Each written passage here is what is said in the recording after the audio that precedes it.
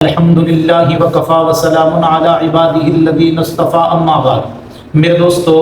اگر آپ کے اوپر کوئی حالات آ گئے ہیں یا آپ کسی مصیبت میں گرفتار ہو گئے ہیں یا آپ کے گھر کے اندر ایسی بیماری آ گئی ہے کہ وہ جانے کا نام نہیں لیتی، آپ ڈاکٹروں کے پاس جا جا کے تھک گئے ہیں، آپ میڈیسن لے لے کے تھک چکے ہیں، لیکن وہ بیماری آپ کے گھر سے نہیں جا رہی، یا کوئی ایسا مسئلہ ہے جو آپ کے گھر سے جانے کا نام نہیں لے رہا، یا ایسی مصیبت میں آپ گرفتار ہو گئے ہیں جس کی وجہ سے آپ بہت پریشان ہو، تو ان تمام مسائل کے حل کے لیے جو آج میں آپ کو نسخہ بتلانے لگا ہوں وہ یہ ہے کہ ایسی صورت میں آپ صدقہ دیں۔ صدقہ کی بہت بڑی طاقت ہے میرے دوستو۔ رسول اللہ صلی اللہ علیہ وسلم نے ارشاد فرمایا،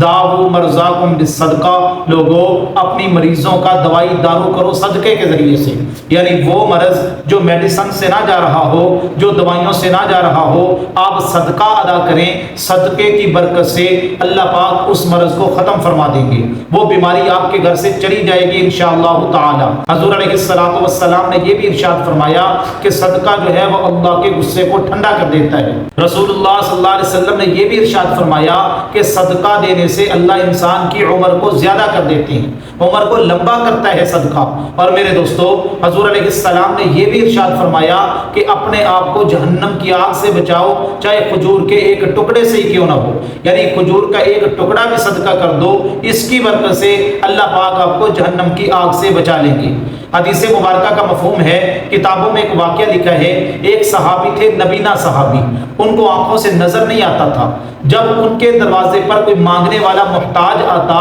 تو وہ خود چل کے جاتے، دیوار کو پکڑ پکڑ کے، ڈوری لٹکائی ہوئی تھی انہوں نے، اس ڈوری کو پکڑ کے خود چل کے جاتے، اپنے ہاتھوں سے اس مانگنے والے کو صدقہ دیتی۔ تو ان کے بیٹوں نے ایک مرتبہ کہا، ابا جی آپ اتنی تکلیف اٹھاتے ہیں، آپ کو نظر نہیں آتا، آپ نبینے ہیں، آپ اتنی ڈوری کو پکڑ پکڑ کے چل کے جا کے اس محتاج کو آپ صدقہ دے کے آتے ہیں، آپ ہمیں دے دیا کریں، جو آپ نے چیز دینی ہو، پیسہ دینا ہو، کھجور دینی ہو، ہم ان کو جا کے دے آیا کریں گے۔ تو اس صحابی نے کہا، بیٹا آپ کی بات صحیح ہے، لیکن میں نے رسول اللہ صلی اللہ علیہ وسلم سے سنا ہے، جو بندہ اپنے ہاتھ سے کسی محتاج کو صدقہ دیتا ہے اللہ پاک اس کو بری موت سے بچا لیتے ہیں۔ یعنی اگر آپ کسی کو پیسے دے دیں کہ یہ صدقہ کر دو، یہ بھی ٹھیک ہے، لیکن اگر اپنے ہاتھوں سے آپ دو گے تو اس حدیث کے اندر یہ فضیلت بیان کی گئی، اللہ پاک آپ کو اس کی برکت سے بری موت سے بچائیں گے۔ یعنی صدقہ دینے سے اس کو موت اچھی آتی ہے، اللہ بری موت سے انسان کو بچا لیتے ہیں۔